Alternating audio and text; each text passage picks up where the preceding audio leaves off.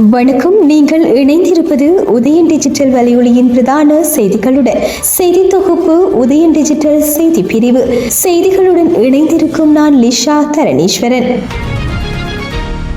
யாழ்ப்பாண மாவட்ட அபிவிருத்தி ஒருங்கிணைப்பு குழு கூட்டம் அதன் தலைவரும் அமைச்சருமான சந்திரசேகரன் தலைமையில் இணை தலைவரும் வடக்கு மாகாண ஆளுநருமான வேதநாயகனின் பங்கேற்புடன் இன்று காலை யாழ் மாவட்ட செயலகத்தில் நடைபெற்றது. யாழ்ப்பாண மாவட்டத்தில் 2025ஆம் ஆண்டிற்கான பன்முகப்படுத்தப்பட்ட நிதி ஒதுக்கீட்டின் வேலை திட்டங்களை நடைமுறைப்படுத்தல் தொடர்பான கலந்துரையாடலாகவே இன்றைய கூட்டம் இடம்பெற்றது. குறித்த கூட்டத்தில் நாடாளுமன்ற உறுப்பினர்கள், திணைக்கள தலைவர்கள், பொது அமைப்புகளின் பிரதிநிதிகள் என பலரும் கலந்து கொண்டுள்ளனர். மேலும் இக்கூட்டத்தில் வீதி அபிவிருத்தி, நீர் வழங்கல் மற்றும் சுத்திகரிப்பு, போக்குவரத்து, மின்சாரம், வீடமைப்பு, சட்டம் ஒழுங்கு, கடற்றொழில், விவசாயம் உள்ளிட்ட பல விடயங்கள் தொடர்பில் ஆராயப்பட்டமை சுட்டிக்காட்டத்தக்கது. யாழ்ப்பாணம் மாநகர சபையின் அமர்வின் போது முதல்வர் இருக்கத்தக்கதாக முதல்வர் பதில் வழங்க வேண்டிய விடயங்களில் துணை முதல்வர் அடிக்கடி தலையீடு செய்து கொண்டிருந்ததால் நீண்ட நேரம் இழுபறி ஏற்பட்டது. விவாதங்களின் போது உறுப்பினர்கள் முதல்வரிடம் குறிப்பிடும் விடயங்களுக்கும் முதல்வர் தெரிவிக்க வேண்டிய பதில்கள் ஒவ்வொன்றுக்கும் பதில் முதல்வர் தேவையற்ற வகையில் தலையிட்டு கருத்துக்களை வெளியிட்டபடி இருந்தார். ஒவ்வொரு விடயத்திலும் தலையிட்டு நீண்ட விளக்கத்தையும் அவர் வழங்கினார். காலை 10 மணிக்கு ஆரம்பித்த அமர்வு இரவு 7 மணி வரை இடம்பெற்றமைக்கு இதுவும் ஒரு காரணமாக அமைந்தது. நல்லூர் பெருந்திருவிழாவை முன்னிட்டு காங்கேசன்துறை நாகப்பட்டினம் இடையே கப்பல் போக்குவரத்தில் ஈடுபடும் பயணிகளுக்கு விசேட சலுகைகளை வழங்க உள்ளதாக சிவகங்கை கப்பல் நிறுவனத்தின் உரிமையாளர் சுந்தர்ராஜன் தெரிவித்ததாக அந்த நிறுவனத்தின் இலங்கைக்கான பணிப்பாளர் ஜெயசீலன் தெரிவித்துள்ளார். அவர் மேலும் தெரிவிக்கையில், தற்போது காங்கேசன்துறை நாகப்பட்டினம் இடையே கப்பல் வழியாக போக்குவரத்தில் ஈடுபடும் பயணிகளுக்கு இருவழி கட்டணமாக 28,300 ரூபாவும், காங்கேசன்துறையில் இருந்து நாகப்பட்டினம் செல்வதற்கு ஒரு வழி கட்டணமாக 12,300 ரூபாவும், நாகப்பட்டினத்தில் இருந்து காங்கேசன்துறை வருவதற்கு ஒரு வழி கட்டணமாக 16,000 ரூபாவும் அறவிடப்படுகின்றது. இதேவேளை நல்லூர் பெருந்திருவிழாவினை முன்னிட்டு எமது பயணிகளுக்காக விசேட சலுகைகளை வழங்க உள்ளோம். அந்த சலுகைகள் தொடர்பாக விரைவில் அறிவிப்போம். எமது கப்பல் சேவையானது வழமை போல செவ்வாய்க்கிழமை தவிர்ந்த 6 நாட்களும் சிறப்பான சேவையில் ஈடுபட்டு வருகின்றது. கப்பல் சேவையில் ஏதாவது மாற்றங்கள் நிகழும் இடத்து அவை குறைத்து நாங்கள் முன்கூட்டியே அறிவிப்பு வழங்குவோம் என்றார். வவுனியா கூமாங்குளம் பகுதியில் இடம்பெற்ற வன்முறை சம்பவம் தொடர்பில் 2 போலீசாரால் கைது செய்யப்பட்டு நீதிமன்ற உத்தரவுக்கு அமைய விளக்கமறியலில் வைக்கப்பட்டுள்ளனர்.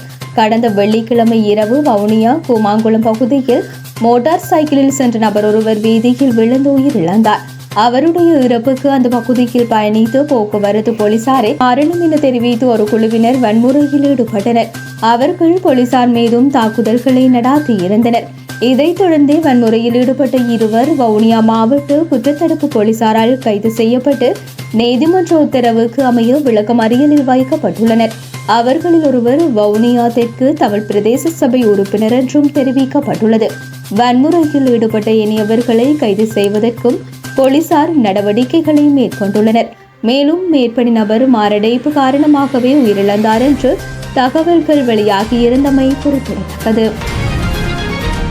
கொழும்பு புதுக்கடை நீதிமன்றத்துக்குள் கடந்த பிப்ரவரி மாதம் 19ஆம் திகதி பாதாள உலக கும்பலை சேர்ந்த கனேமுள்ள சஞ்சீவ என்பவர் சுட்டுக்கொலை செய்யப்பட்ட சம்பவத்துடன் தொடர்புடைய பிரதான சந்தேக நபருக்கு உதவி செய்த குற்றச்சாட்டில் கைது செய்யப்பட்டு விளக்கமறியலில் வைக்கப்பட்டுள்ள போலீஸ் கான்ஸ்டபிளை பிணையில் விடுதலை செய்யுமாறு கொழும்பு பிரதான நீதிவான் தனுஜா லக்வாலி நேற்று உத்தரவிட்டுள்ளார்.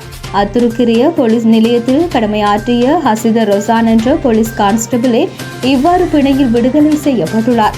விளக்கமறியலில் வைக்கப்பட்டுள்ள போலீஸ் கான்ஸ்டபிள் நேற்றைய தினம் கொழும்பு நீதிவான் நீதிமன்றம் முன்னிலைப்படுத்தப்பட்ட போதே இந்த உத்தரவு பிறப்பிக்கப்பட்டுள்ளது.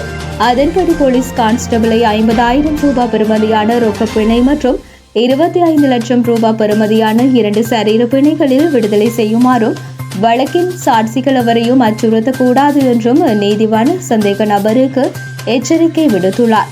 பாதாள உலக கும்பலை சேர்ந்து கனேமுள்ள சஞ்சீவ என்பவர் சுட்டுக்கொலை செய்யப்பட்ட சம்பவத்துடன் தொடர்புடைய பிரதான சந்தேக நபருக்கு தப்பி செல்ல வாகனத்தை கொடுத்து உதவி செய்த குற்றச்சாட்டு போலீஸ் கான்ஸ்டபிள் கைது செய்யப்பட்டு நீதிமன்ற உத்தரவின் கீழ் விளக்கமறியலில் வைக்கப்பட்டிருந்த நிலையில் தற்போது பிணையில் விடுதலை செய்யப்பட்டுள்ளமை குறிப்பிடத்தக்கது. இலங்கை மீது அமெரிக்கா விதித்துள்ள வரிகளை குறைத்து எதிர்வரும் ஆகஸ்ட் மாதம் 1ஆம் திகதிக்குள் புதிய வர்த்தக ஒப்பந்தம் கைச்சாத்திடப்படும் என்று இலங்கையின் வெளிவிவகார அமைச்சர் விஜித ஹேர தெரிவித்துள்ளார்.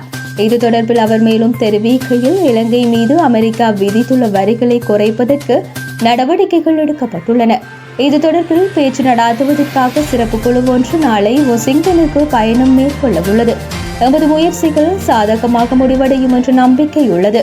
அமெரிக்காவுடன் வர்த்தக இணக்கப்பாட்டை எட்டி எதிர்வரும் ஆகஸ்ட் மாதம் 1ஆம் திகதிக்குள் ஒப்பந்தங்களில் கைச்சாத்திட எதிர்பார்த்துள்ளோம் என்றார். டிஜிட்டல் தேசிய அடையாள அட்டை செயற்திட்டத்தின் ஊடாக நாட்டு மக்களின் தனிப்பட்ட தரவுகள் இந்தியாவுக்கு வழங்கப்படும் என்பது பொய்யானது. சுவசேரிய ஆம்புலன்ஸ் சேவை நடைமுறைப்படுத்தப்பட்ட போதும் இவ்வாறு தான் குறிப்பிட்டார்கள். குற்றச்சாட்டுக்களை முன்வைப்பவர்கள் நீதிமன்றத்தை நாடலாம். இவ்வாறு அமைச்சரவை பேச்சாளரும் அமைச்சருமான நலிந்த ஜாதிச தெரிவித்துள்ளார். அரசாங்க தகவல் திணைக்களத்தில் நேற்று முன்தினம் நடாந்த வாராந்த செய்தியாளர் சந்திப்பிலேயே அவர் இவ்வாறு தெரிவித்தார்.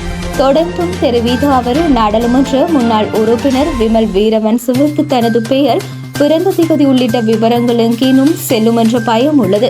இந்த விடயத்தில் அவரும் அச்சமடைய தேவையில்லை. அதற்கான பொறுப்பை அரசாங்கம் ஏற்றுக்கொண்டுள்ளது. நாட்டு மக்களின் தனிப்பட்ட தரவுகள் ஆட்களை பதிவு செய்யும் திணைக்களத்திடம் உள்ளது. இந்த திணைக்களம் இந்தியாவுக்குரியதல்ல, இலங்கைக்கு சொந்தமானது. டிஜிட்டல் தேசிய அடையாள அட்டை செயற்திட்டத்திற்கு இந்திய அரசாங்கம் முழுமையாக ஒத்துழைப்பு அளிக்கின்றது. செயற்திட்டத்திற்கான செலவுகளில் 50% இந்தியா நன்கொடையாக வழங்குகின்றது.